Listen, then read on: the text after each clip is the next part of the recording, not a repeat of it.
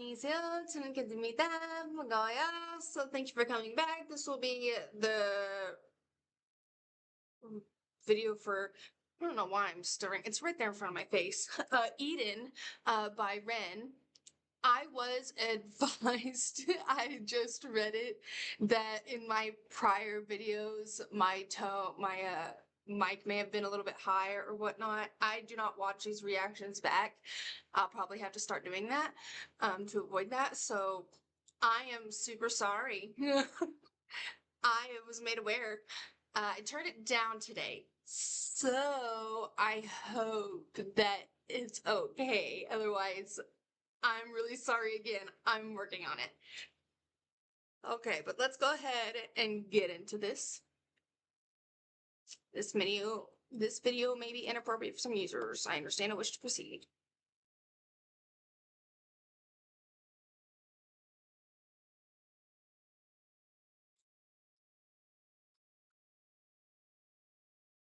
Let me tell you a story as old as time, the story of Adam and Eve.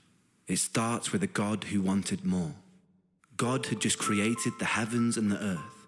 He had the angels by his side, but they had no will of their own, and so the autonomy to love or reject him was never theirs. All but for one, the once called bringer of light, Lucifer, morning star. Lucifer was the fairest and most intelligent of all the angels. He was the closest thing to God's image, and in his likeliness, Lucifer felt restless. He began to question and doubt God. He doubted the hierarchy opposed upon him. He felt God was arrogant. In his frustration, Lucifer built a throne that stood even above God's and declared mutiny. A war ensued. God, being all-powerful, came out the victor and banished Lucifer from the heavens and exiled him to earth. Once again, God was alone with his power. Perhaps from loneliness, perhaps from curiosity, perhaps from a desire to share love, God began to work on his greatest project yet, a being that would mirror himself, the human. Two humans specifically, Adam and Eve. They were placed inside a paradise built for them on earth, the Garden of Eden.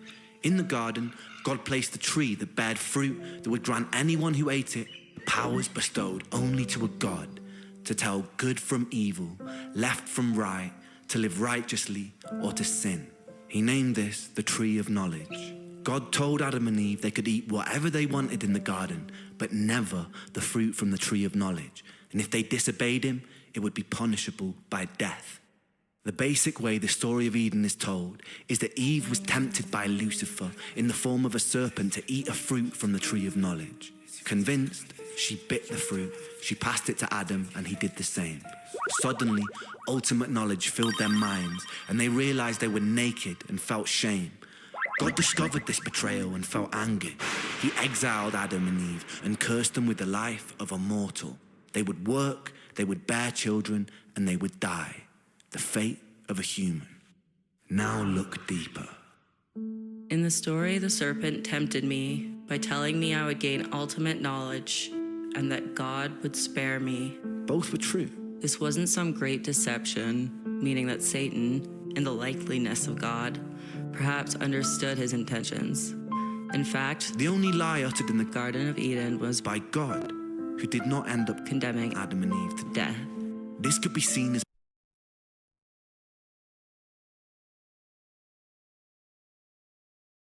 I'm sorry. As a Satanist, I am thoroughly intrigued. I am thoroughly excited for the rest of this. I hope it goes well.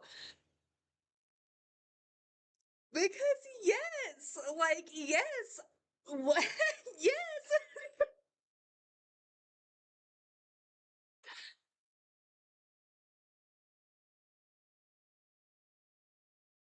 I'm just gonna continue.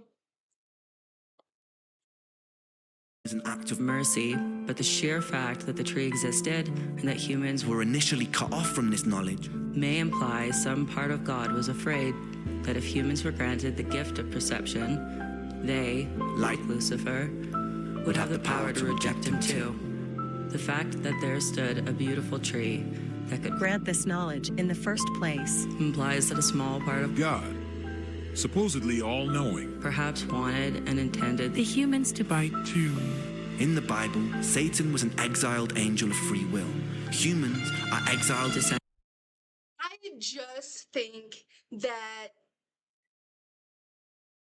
the reason why humans or beings in general, such as Lucifer himself, denied and turned their backs on God is because he literally forces everyone to fear him. I personally do not want to follow a being that is meant to be feared.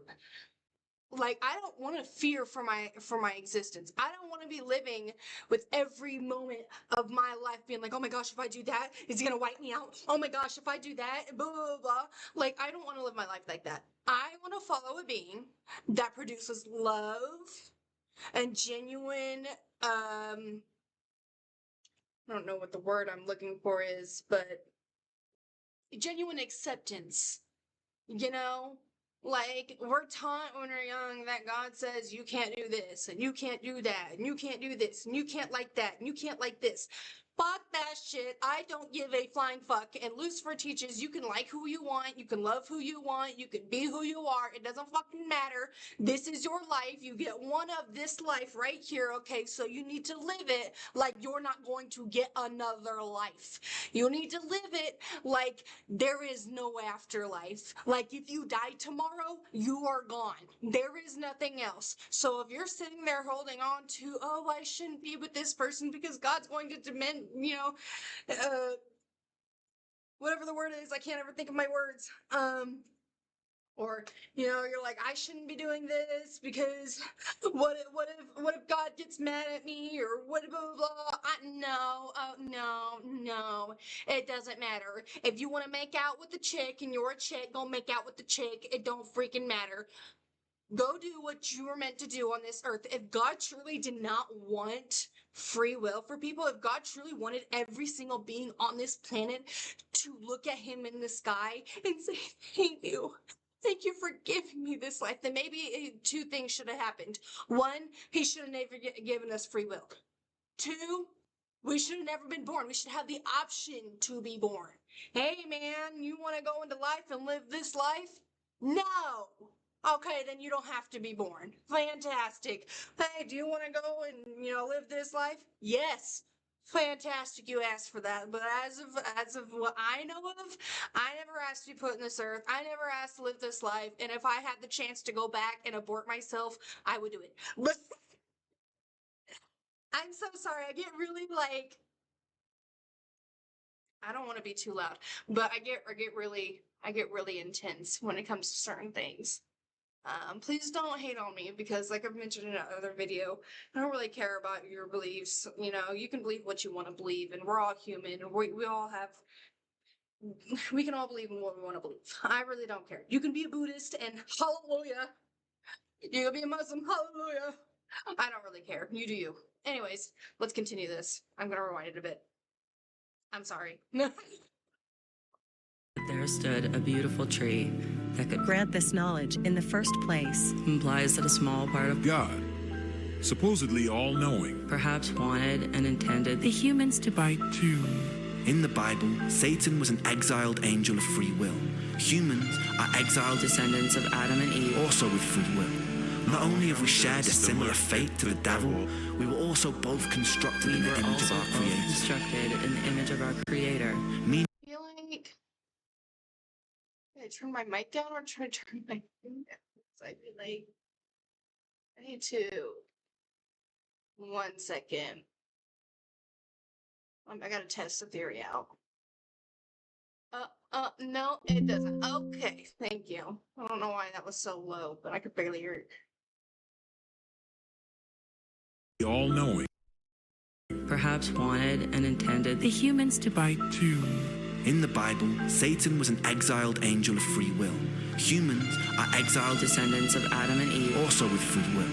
Not only have we shared a similar fate to the devil, we were also both constructed We in the were image of also our both Creator. constructed in the image of our Creator.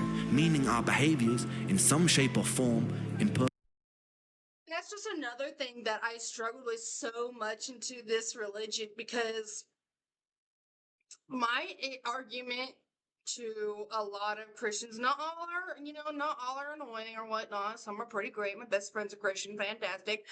Um, but some of them, majority of them, are so judgmental.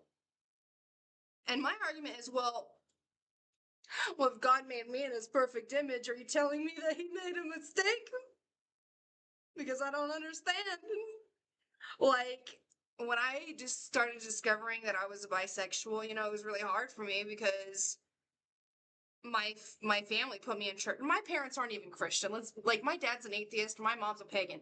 But they wanted us to go to church because our grandparents wanted us to go to church, and they wanted to have their own time alone, even though they got 5 days a week and we were at school to be alone. Anyways, so I was a Christian until I was like 14. And then I just started questioning things because it was more like 12, 13.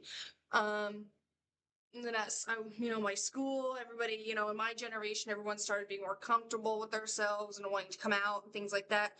So at that point, I was just kind of like confused. I was confused because I knew who I was. I knew I liked girls since I was a little girl myself. I used to watch, things like Girls Gone Wild when I was like 5, 6 years old or something like that behind my parents' back late at night. But so I knew at a very young age that I had liked girls, and so I'd sat there, and people were always like, "Oh, you're wrong, and that's not cool, and blah blah blah," and I'm just like, "But this is who I am. This isn't something that I chose. This is something that I just feel. It's not something that I chose." But everybody's saying that God makes everybody in his perfect image. But then everybody's telling me that I'm a mistake or something. Like, I couldn't buy it. I couldn't understand. And so I gave up on the entire religion, and I didn't even have religion for like 2 years until I found my current state. But yes, okay. Things just pop into mind.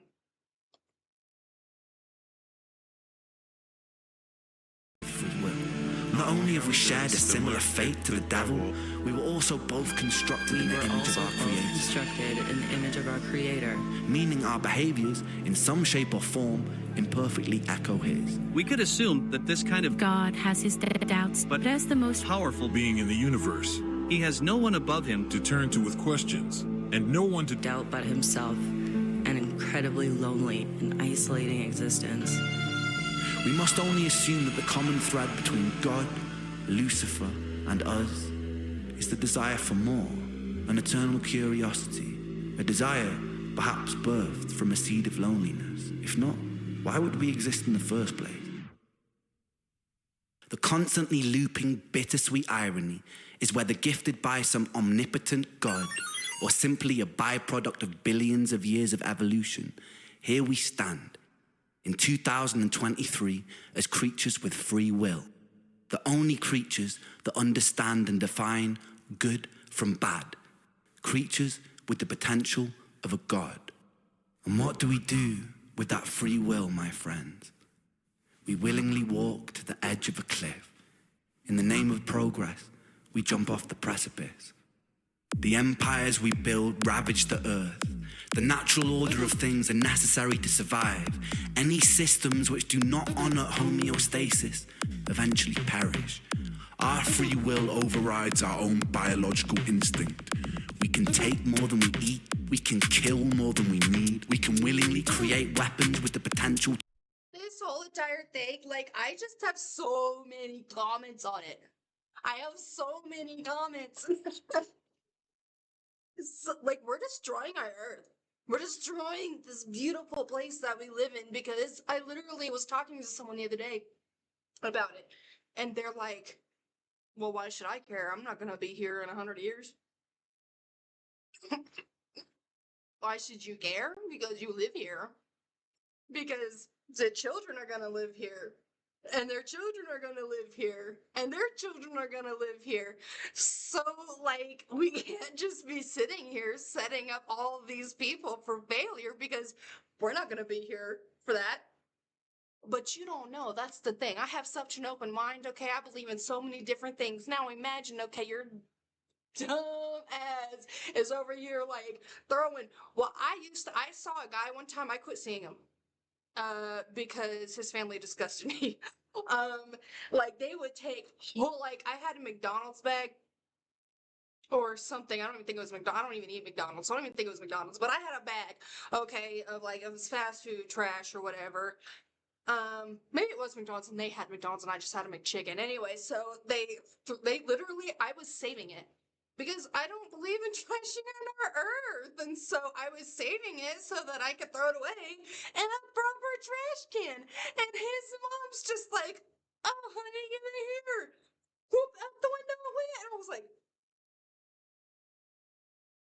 "You did not just do that." Oh yeah, everybody does it. This is the problem. This is the problem. I have instilled in my niece's heads, okay, not to litter. My oldest niece, okay, I'm so proud of her. Like, I'm just so proud. We'll go somewhere and she'll see a piece of trash, no matter how small it is, okay? A Quick Trip, straw piece of trash. And she wants to be in tears. She's like, that's so gross. Why do people do that? And I'm like, honest, I don't know. I'm sorry. I think the most I've littered in the last 10 years is a few cigarette butts. In return, though, I will go around on occasion and pick up, some in, a neighborhood or even my neighborhood, kind of do my part to, one, pick up my own trash that I've, done, but also, just kind of help. But yeah, you will never see me. I even sat there. I've had people like gum wrappers. You know how many gum wrappers and like little hard candy wrappers I have in my car right now? And I throw them away frequently, but I don't want to toss it out the window. I've stared my sister down with the most evil look, like, "Why are you doing? You better not do it."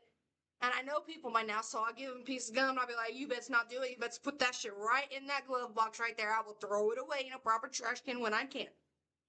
We do not litter. We do not need to damage our earth any more than we already are. To be honest, I'm quite thinking about getting my car paid off and getting something, more eco-friendly, because the cars are also really damaging our earth. I wouldn't even be mad if we went back to, horses and carriages. We could do that. I'm cool with that.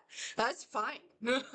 I'll spend 8 hours versus 3 on a horse going from to a different city. I'm serious, because it's getting really bad. Have you guys not done any research? I don't know, but I watch a lot. I listen to a lot of things when I'm on my way to a different city or something for things. Like I live in Wichita, Kansas, but I have to make frequent trips to Kansas City, Kansas, for my nephew. But yeah, no. And the war. Why? Why won't we sit there and throw bombs at each other? I am very much in the coexistence category, because we all deserve the love and affection, and we just need to learn how to communicate. That's all. Anyways. Oh, what happened? What'd I do? Oh. Okay. Eventually perish. Our free will overrides our own biological instinct. We can take more than we eat. We can kill more than we need. We can willingly create weapons with the potential to burn everything we've built to the ground. We willingly decide to bow at the altar of greed, the most insidious and destructive of all sins. We put our faith in corporations who pose as rulers. We willingly allow ourselves to be led by outdated power systems ran by corrupted politicians and bloated dictators who claim domain and dominion over an open and free land. We willingly elect the corrupted when the decision was always ours to build something better. We willingly create and impose separation because of beliefs that we are force-fed through our phones and television sets. We always had the will to reject these things, but we adhere to them as though they were the laws of physics. War, famine, pestilence, greed, these aren't things imposed upon us by an all-powerful God or by his demonic adversary. They are here because of us, not because of free will, but because of our inability to use it. We must be motivated to be better, not out of fear of punishment of an eternal damnation, but because the choice exists, because we love ourselves, because we have the power to absolve ourselves of so much unnecessary suffering. Take a second to be in this very moment. In this moment, how much suffering is happening all over the planet right now?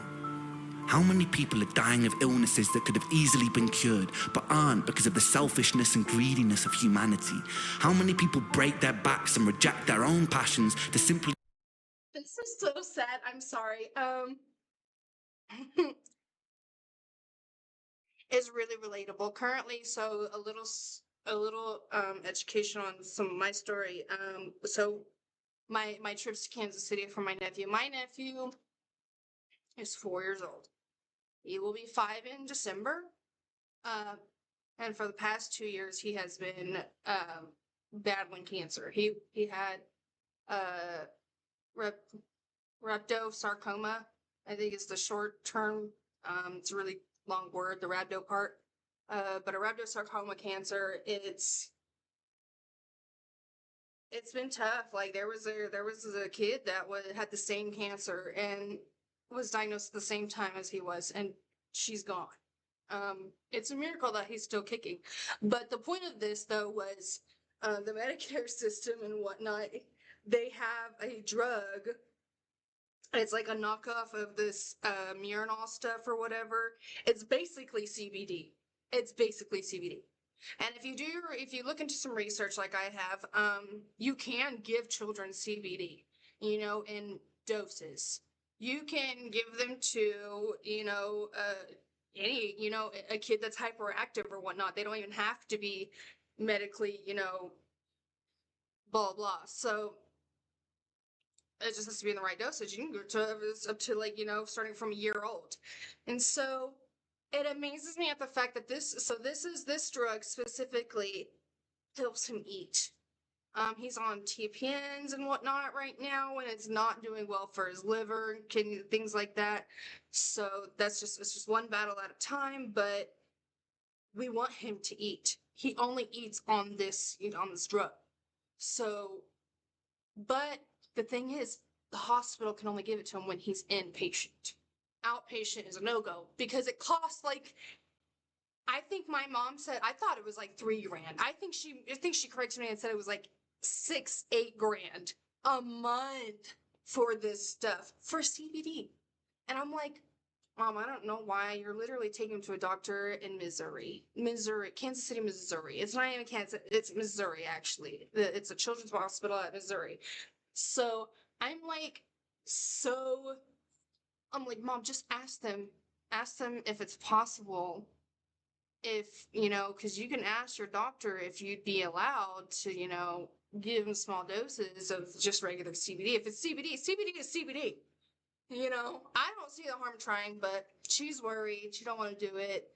But it's the fact that the Medicare is so expensive. Like, why would you cost that much 1 month for something that'll help a child eat?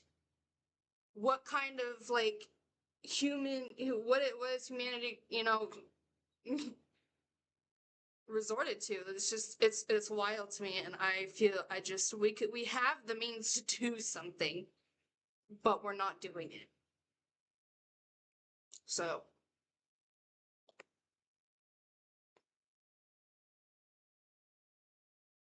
afford bills and food?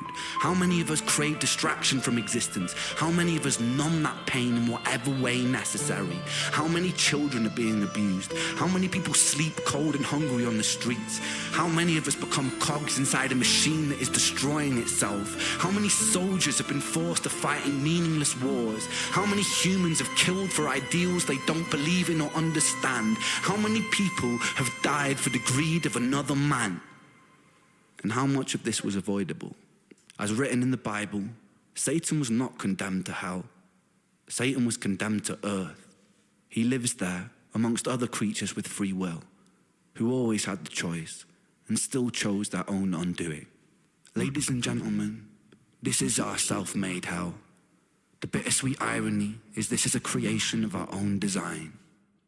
I'll leave you with this. Consider what you have done here today.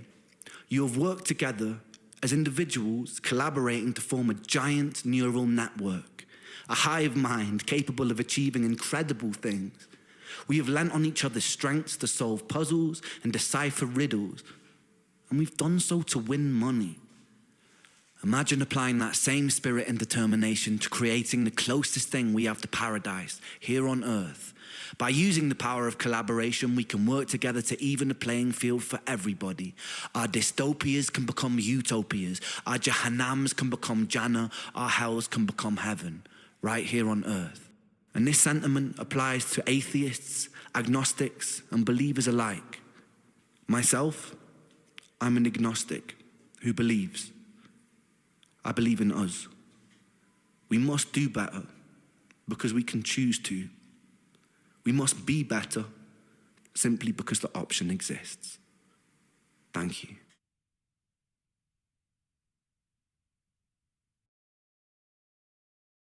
There's literally three things that I live by, okay? 3 rules. 1, treat people how you want to be treated. Obviously, that's like, we're told that since we're little. I don't know what we're doing out here, treating people like crap. For what reason? I have no idea. 2, be the change you wish to see in the world. That was this quote that I read when I was a teenager, and ever since then it just stuck. And then number 3, be the person I wish I had when I was younger. Because growing up, like probably many of you, life feels hard as a kid. It's when we get turned into adults, we realize it really wasn't that hard. But it also depends on how who you are and how your childhood was. I have a lot of trauma from back in the day. I didn't really have many people that I could turn to talk to. And I had 3 sisters, a mother, and a father. And to be quite honest, they all sucked. My dad was fantastic in a lot of ways. He was not the worst dad. There are worse dads. But still sucked. So I strive to be the person in my nieces and nephews' lives that they can come and talk to, and they won't feel judged or like their opinion don't matter, and they don't understand because they're young and blah blah blah. They have feelings too. I remember when I was that age. I'm sure most of you remember when you were that age. And a lot of us, just want to talk. Like, I just wanted someone to talk to, when I was having a hard time and whatnot. But I felt like I couldn't go and talk to my parents or my aunts or my sisters because I was little. So I didn't know any better. And I don't like that. I don't want the kids to feel that way. So I tell them all the time, you have your own heart, your own brain, your own mind, your own feelings. You are your own person. You have your own soul, and your opinion and your feelings matter just as much as mine and everybody else's. And don't let anybody else tell you that, even me. I'm going to wrap that up for the day because I'll go on and talk forever, and I love to talk. So you guys have a wonderful day.